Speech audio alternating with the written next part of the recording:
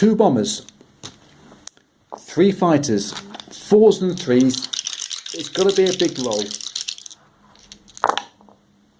And it's massive. Oh my giddy aunt, look at that. 2 bombers, 3 fighters. I'm so excited. That's 5 off of the coalition forces.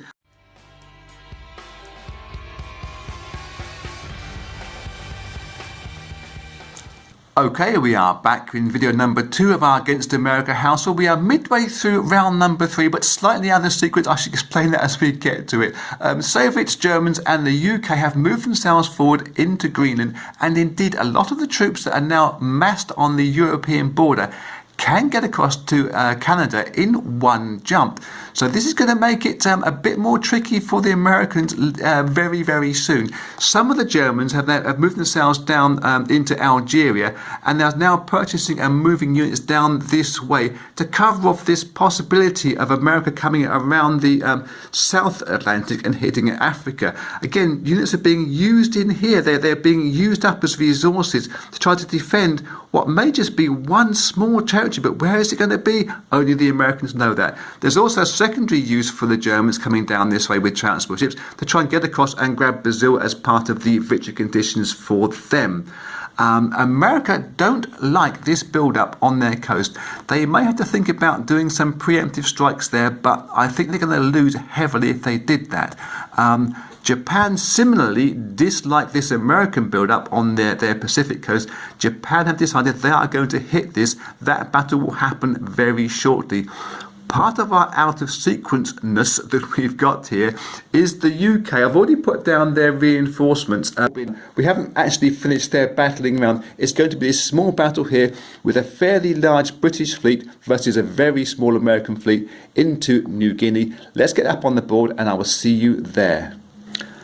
Okay, we'll take care of the Navy battle first in Sea Zone 49. It's overwhelming. The Americans aren't going to survive this. The Brits have got far too many resources in place for that. Let's just roll the bomber and the 2 cruisers first, all going in at 3, trying to hit that 1 American destroyer.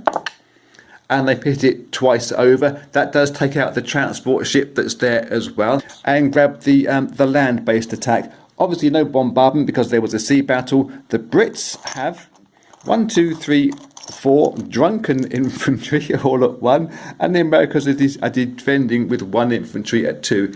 All going in at once. Can they do anything about this? They can all miss. The 1 American troop defending at a 2. It misses. Back to the Brits again. They miss for a second time. He's dug in well, this American guy. But he can't shoot straight either. Round number 3, this is getting tiresome. Oops, and I've got a hit there anyway, even though 1 has missed the board. That American guy has been lost, and in reply, he doesn't do anything. So, into New Guinea, Britain will retake New Guinea over here with these couple of transport ships. Their air is still there. Their aircraft carrier is still there, anti-aircraft carrier.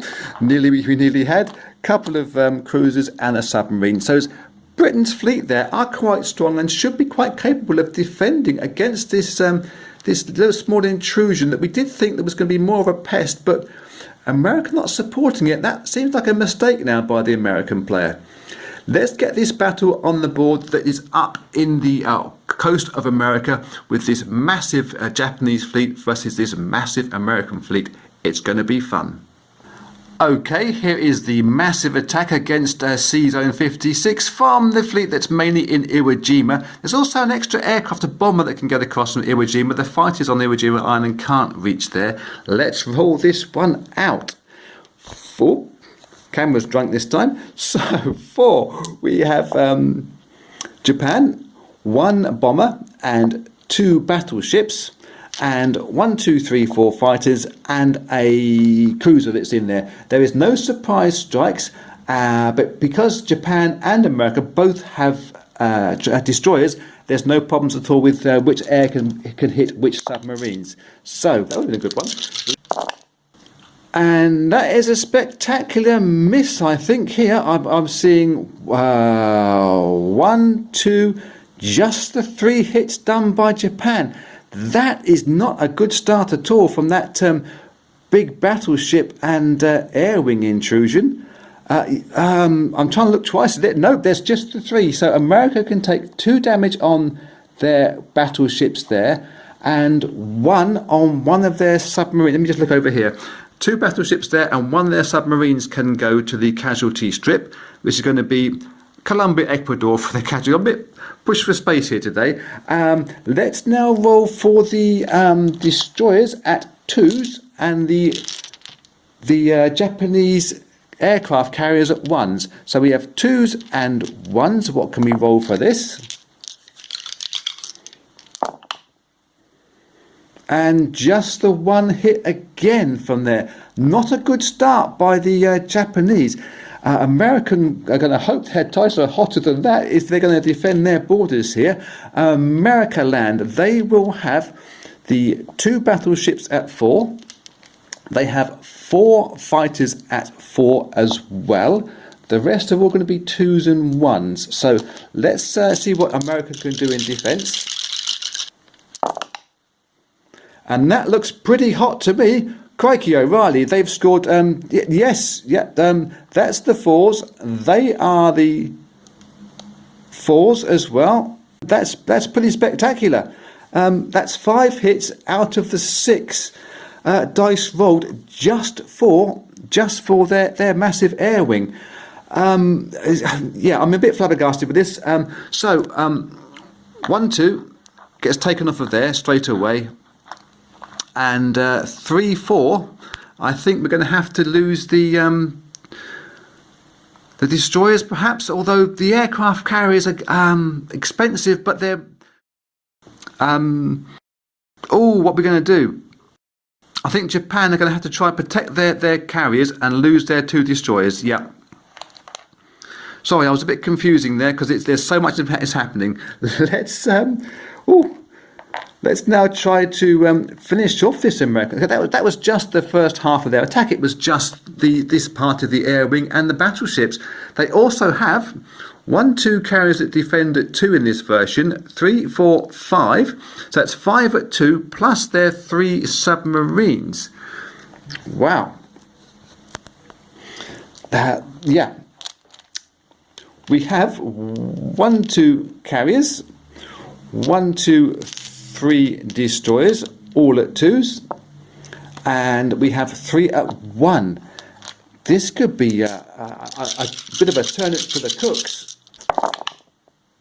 Oh, and it's massive. It is massive. I've got 1, 2, 3 at the 2s and 1 at the 1s. That's now 4 more off of the Japanese forces. What are we going to do with this?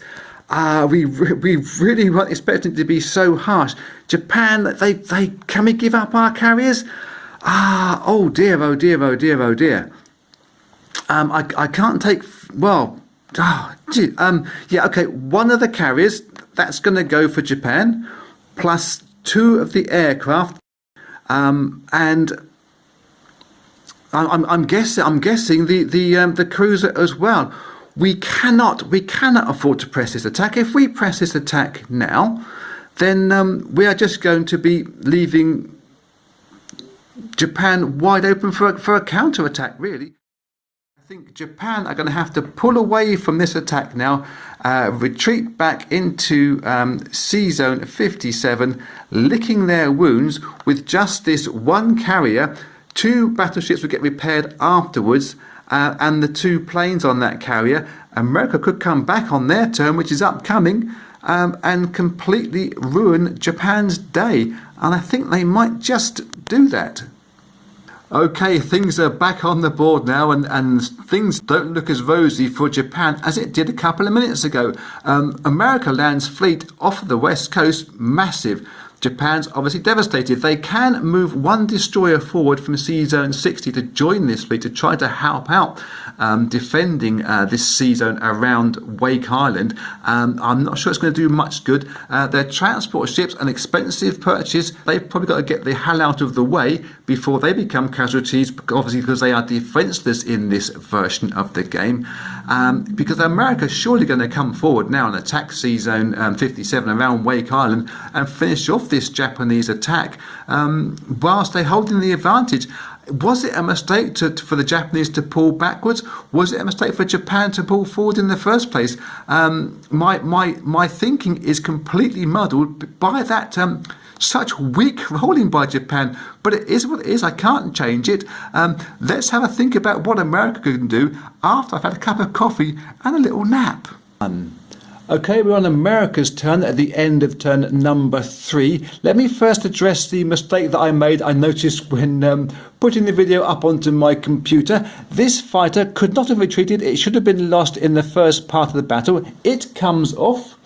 It is replaced by one of the fighters from the mainland. So, no real damage done there, but it's just getting things, crossing the I's and dotting your T's. So, the battle is going to take place. America are moving in. This remaining fleet are going to come into this season and have a bash at this crew here. But not the submarine.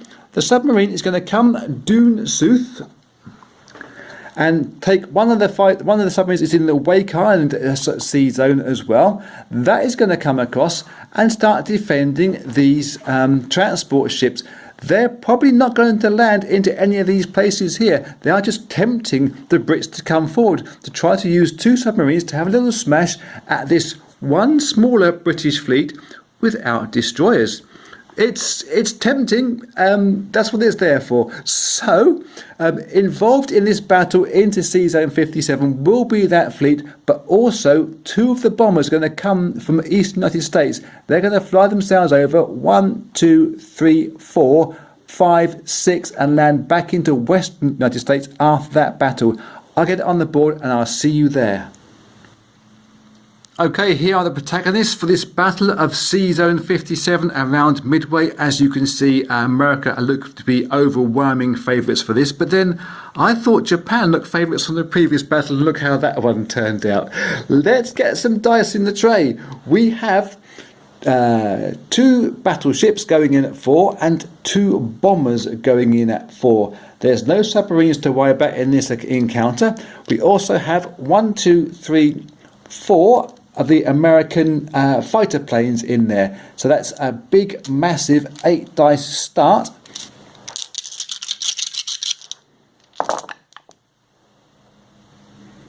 And that looks pretty spectacular. I can see 1, 2 of 4 and 3 of the 3s have hit. That is 5 off of Japan straight away. Oh my god. They're going to take 2 on their battleships. They can absorb 2 damage that were instantly repaired and then back in the mire again. And then 3 mortar damage. Well, I think Japan are going to have to lose their carrier. That's for sure. Their cruiser. And 1 of the planes. All going to go into the scrappy yard almost straight away. Okay. The rest of the American fleet that can do damage here. We have 1, 2, 3 destroyers and 1, 2 carriers. So they're 2s and 1s to try and finish off this Japanese fleet in no time at all. Oh my giddy aunt. These are the ones that were at 2s. The 3 destroyers all at 2 and they've all scored hits. That has put a cat amongst the pistons. That is for sure. Japan have been wiped. They have been absolutely wiped in the Pacific. Yeah.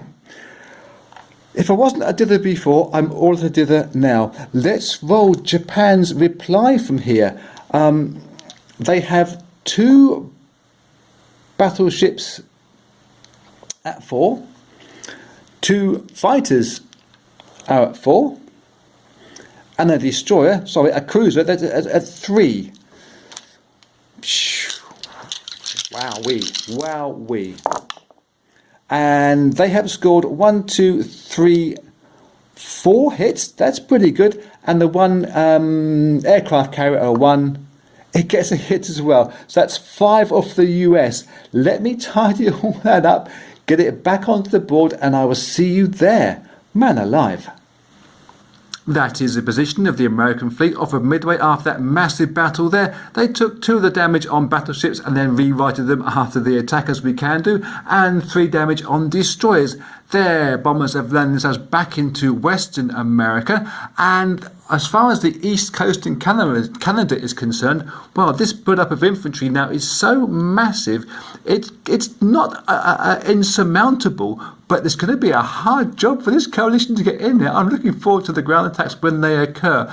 And America can maybe now think about potentially buying some more expensive units, some more attacking units there rather than defensive infantry. Maybe they think about buying some more transport to help out with their island hopping program, which isn't going spectacularly well, but it's doing okay at the moment. This one guy is now getting in the way of where our dice tray goes. I might have to do something about that later on. But as far as I'm concerned, there's going to be a massive rethink for the coalition on the Pacific side, and possibly a concerted effort for aggression on the Atlantic side. I will see you somewhere in turn number 4.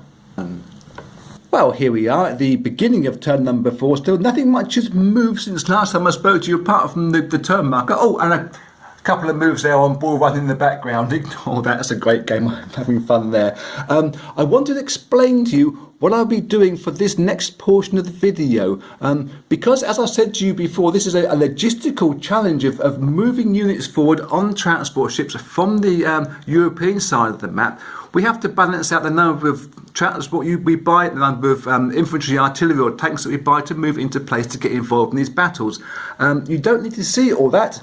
What you do need to see is the battles. So what I should be doing for the next couple of minutes is of this video, is moving units into Canada. It will be the Soviets, followed by the Germans, followed by the UK, obviously on their own separate terms, and all of their non-com moves, their purchasing, their placements will be done off camera, so you can just see the battles as they occur one after t'other. As it is, the Soviets can get in about 4 or 6 units in there this time round, I think it is. A couple of fighters could go in. Germany got this massive air wing that can get involved in this battle to start whittling their way down onto this Eastern Canada forces, and they're all going to be hitting Eastern Canada one after the other. No one's going to be coming down and hitting Washington just this on this turn.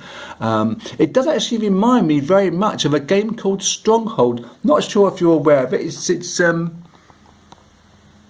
down there somewhere, a first edition of Stronghold. Basically in that game you have a castle surrounded by attackers, and the more time the attackers spend preparing for their attack by making pieces and moving pieces up to the castle walls, the more time the defenders have to prepare their defences. Is exactly the same as this. The Stronghold is America, and the attackers, the golems, orcs and trolls, are the coalition forces.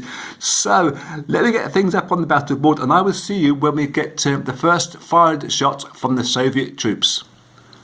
Okay, finally we are ready for this first attack into Eastern Canada by the Soviets.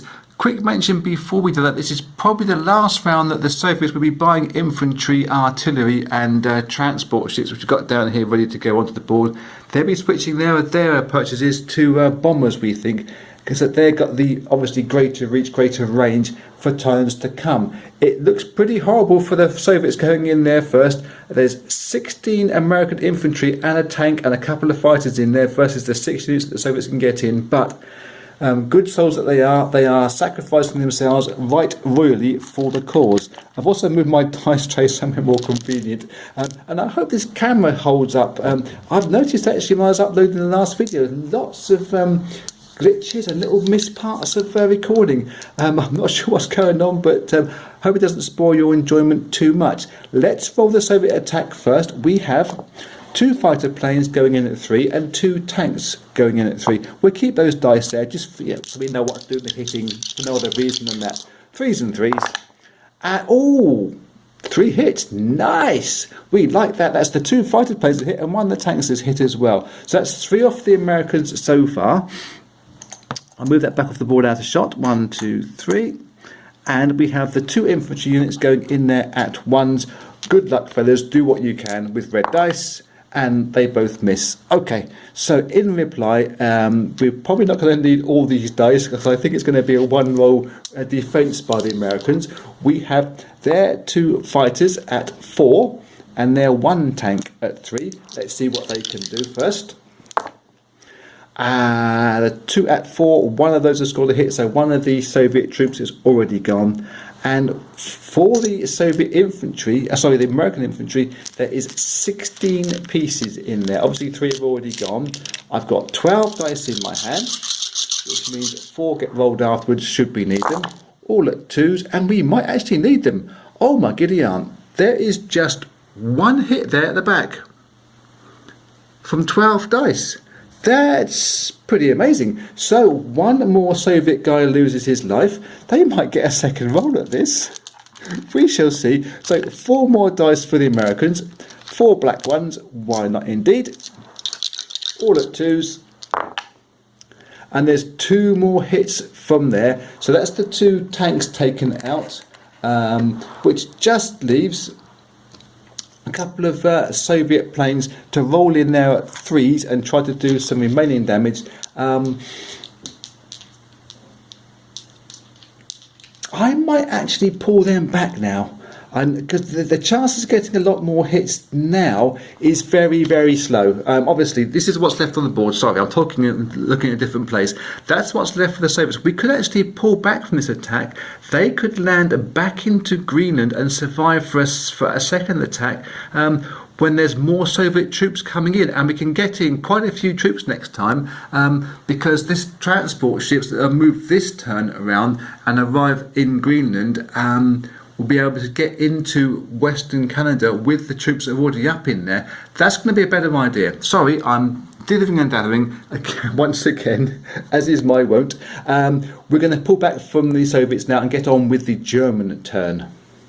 Quick as a flash, we're on to the German turn now. They've added to the congestion in Sea Zone 1, being able to get 5 transport ships in there, taking some units from Iceland as well as Greenland. They can actually get 10 land-based units into Eastern Canada for this first round of their attack, which is pretty damn strong. I have been using tanks and infantry quite a lot during this game, rather than my usual infantry artillery combinations. It just feels right, and I can't explain to you really why any more than that. We have for America the same pieces on the board from last time. Hang on, just knocking bits over. We do have a bombardment, however. We have a battleship at 4 and a cruiser at 3 to take care of first. So 4s and 3s, black is the 4. And 1 hit done on the Americans from the bombardment. So I'll move him backwards first and remove those 2 ships from the board back into Sea Zone 1, so I don't forget for later on. Okay, we've now got this big air wing first. We've got 2 bombers and 2 fighters. That's 4s and 3s. Black dice being the highest register. And there is 2 hits. 2 off the Americans now. 1, 2. Fumbling around in the background because I'm dropping things everywhere.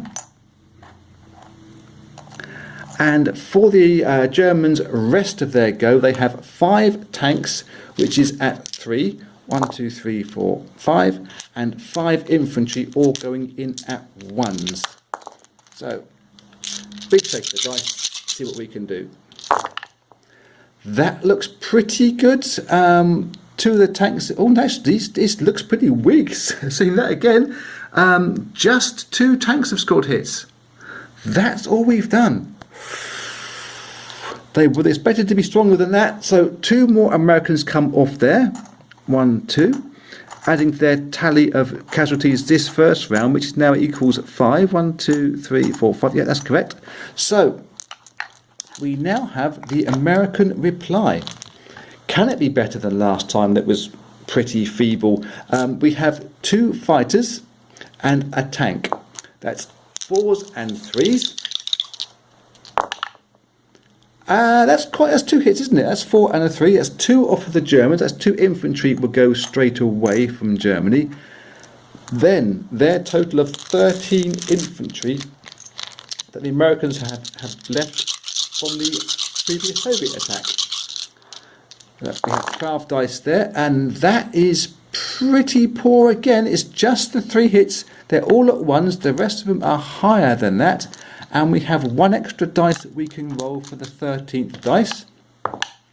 Unlucky for nobody. So it's 3 Germans go again, but that is the last 3 of their infantry coming off the board now. So anything that the Americans do next time round will start getting quite expensive on the German wage packet.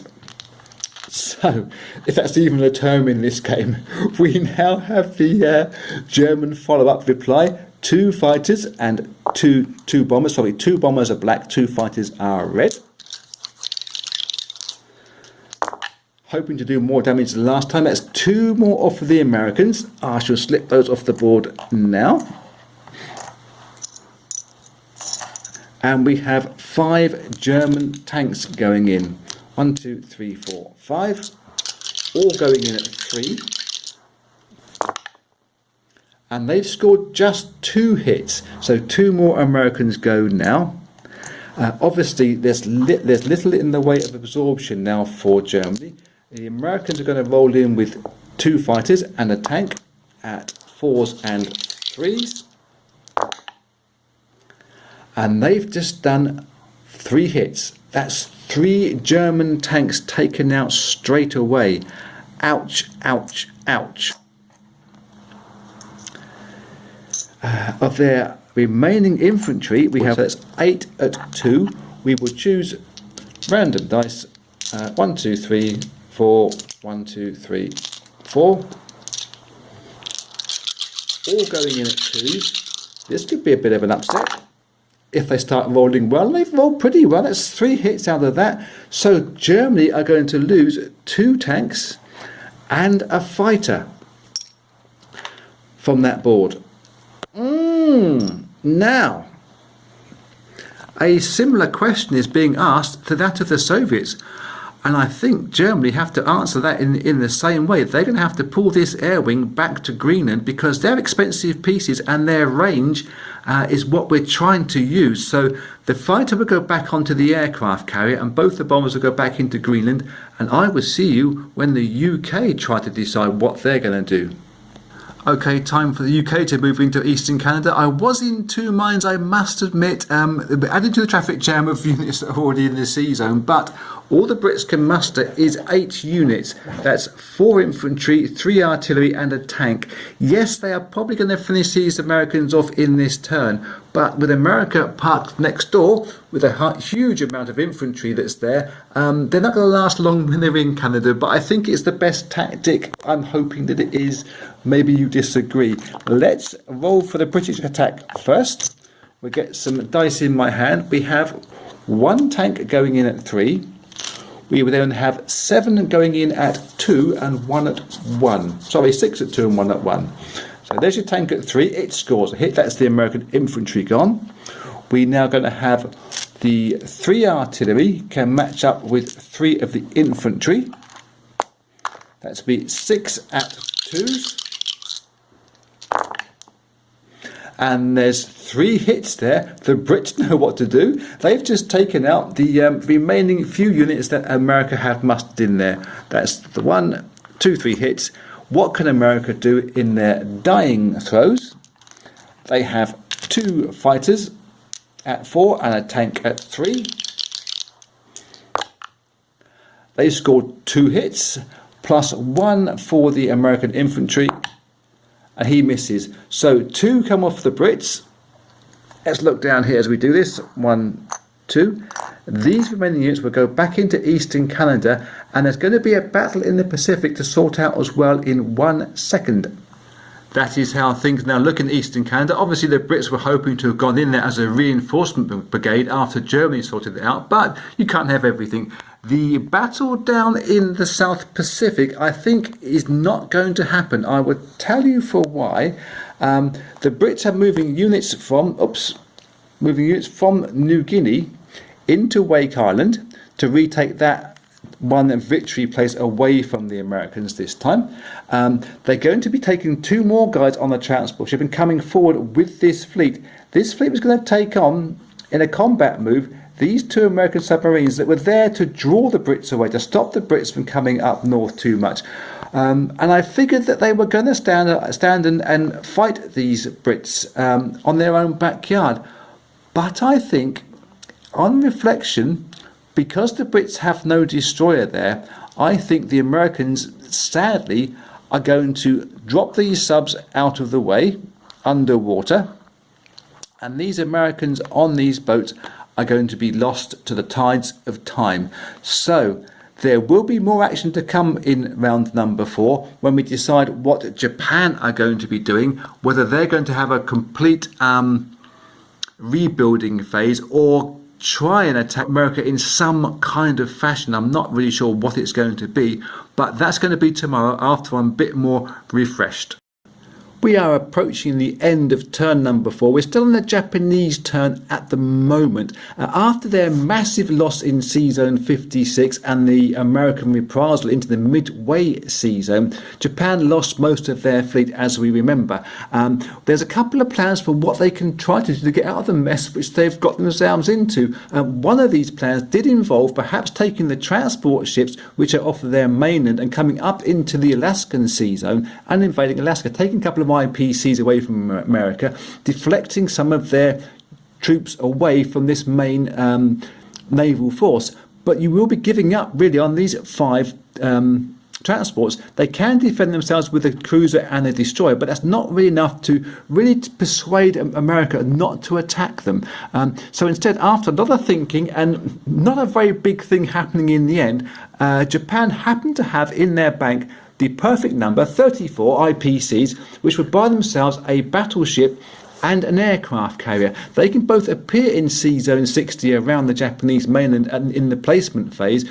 We can use these transports instead to come back to Iwo Jima, take these 10 units and take them back to the mainland. And so if America did want to come this far forward, right to the Japanese mainland to attack, I think it would be a very brave move if they do decide to do that. Not sure that they're going to. And then Japan then at least can try to protect what's in those waters and come forward on a later turn. We are obviously losing one whole turn for Japan, which is painful when we've only got 8 turns with which to win this game for the coalition. But I can't see anything else that Japan can do that's really safe enough for them. If America did come forward from Midway into this Japanese mainland to attack them, I think they would have to do it with maybe half their force, just 1 carrier and 1 battleship. That would be big and brave. America might yet do that. I'll of course do all these movements off camera, and then we get on to the American turn next. We are with the Americans and the end of turn number 4. There's going to be some battling going on, possibly not where you were expecting it to happen. Some of it will be happening out of sequence and some will be happening off camera, but don't worry, you'll see all the action. We're going to be moving this guy here on his transport ship to French Madagascar and taking that for the 1 IPC and that 1 island. Germany, with their 1 transport, can come and grab that back later on in a couple of turns' time. That is for the future. Don't worry about that either. There is still an idea that America could win this game. To that end, they are buying themselves transport and not attacking with these 2 submarines against this British fleet. Instead, those submarines are going to reform with the major fleet in the Pacific and come back to Sea Zone 56 to protect this transport ship and try and go out and grab 3 islands, because we're going to lose Eastern Canada, we're going to lose Western Canada, we're going to lose French Madagascar once we take it. But America can still win this game by holding San Francisco and Washington and grabbing 3 enemy territories. But to do that, now this is where the big and brave stuff comes in. That massive fleet up there, it looks very scary, but a lot of them are transport ships. There's quite a few destroyers and some battleships. America are slightly afraid of that, but if they leave that fleet there to keep protecting that Sea Zone number 1, then the coalition can just keep shipping units across the Atlantic Ocean. And, well, they're going to wreck America inside 7 turns, not even on the 8th turn. So America have to be big and brave. They're going to be using this small fleet that they have here off of the eastern coast, plus the 3 fighters and the 2 bombers from the western coast. They're going to be able to go across America, land 1 into Canada, 2, 3, have a bash at this fleet, all of them together, and try to get enough damage done to slow down this coalition advance. The advance is slowed anyway because of the amount of transport ships that the coalition have got on this side of the Atlantic and not on that side of the Atlantic coming across. So let me get everything up on the battle board, and I will see you there with our fingers crossed and our loins girded. When you see it on the battle board, you start to second guess yourself, but there's no time for second guessing. The Americans cannot hang on for any longer and just leave this coalition force to build up and build up. They probably have left it at least 1 round too long up to this stage. They have to be strong and brave and get involved in the action. To that end, they have 2 bombers and 3 fighters that can get involved in the action straight away. They do have destroyers, the Americans, so they can see all the submarines there as well. So we can also roll for their 2 cruisers to go in there as well and not worry about what can hit what on this stage. So 4s and 3s. And that's pretty good. There's 4 hits done there. The bombers have all missed, but 4 of the 3s have hit too. So we can take a couple of the coalition battleships and put them on their sides. And we can take 2 hits on, say, German submarines here. We'll move those into the Ukraine for their casualty strip rolls later on. And for the Americans left there is 2 destroyers. They're going to roll in at 2s. What can they do? They get a hit as well. Nice. So we can take off the 3rd hit on that submarine there and prepare ourselves as American players for the response from the coalition. Let's do this in reverse order because of what we can hit and can't hit. The 3 submarines on the casualty strip, being the Ukraine, they cannot hit aircraft. We know that already. That's one of the base rule games, or base game rules. Let's roll those 3 submarines, all defending at 1s. And they all miss. That's fine. We can ignore them for now. We've got a aircraft carrier. There is 1, 2, 3 British destroyers and a German destroyer, all rolling in at 2s. What damage can they do? They've got 2 hits on the Americans. That will be their 2 destroyers taken out of the action. After that, we have 2 cruisers, 2 battleships and a German fighter. We could have had 2 fighters involved if we'd have thought ahead of time and put the 2nd fighter onto the aircraft carrier in the last turn. But we didn't do that because we're stupid. So 4s and 3s.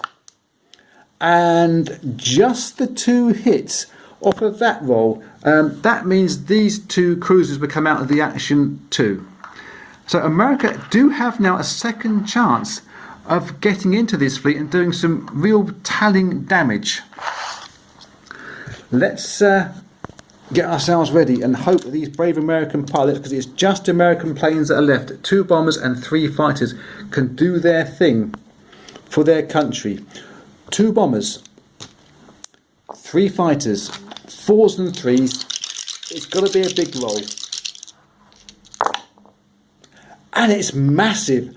Oh my giddy aunt, look at that. 2 bombers, 3 fighters. I'm so excited. That's 5 off of the coalition forces. They can't really afford to lose that carrier. It's an expensive piece, but 1, 2, 3, 4, 5. That is, yeah, that's great. I love dice rolls like that.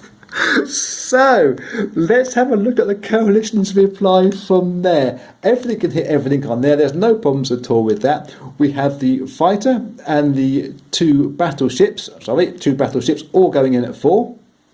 And we can roll 2 cruisers at 3, one of them from the casualty strip.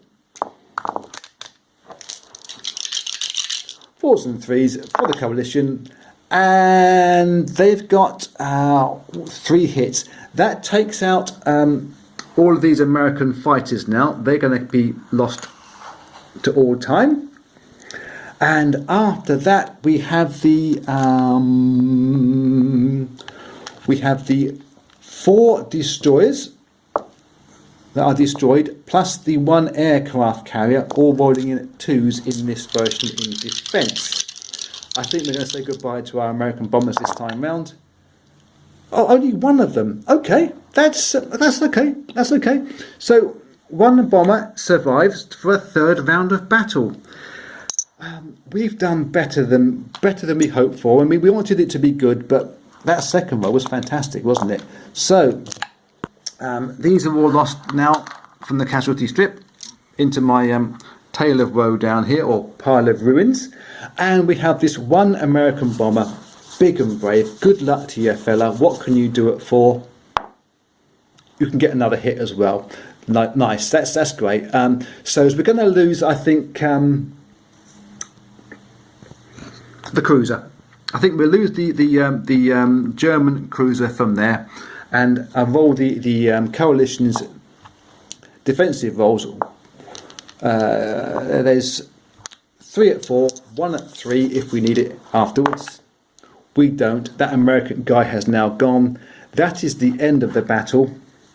It may have seemed like a rash move. I think these units going back on the board, I would suggest that the end has justified the means. We'll get that back on the board, load everything up and put these units into the United States, and then see what happens in turn number 5. That will be upcoming in the next video, because I think we've got enough recording time for this one now. So I will see you very, very soon. Until then, be cool.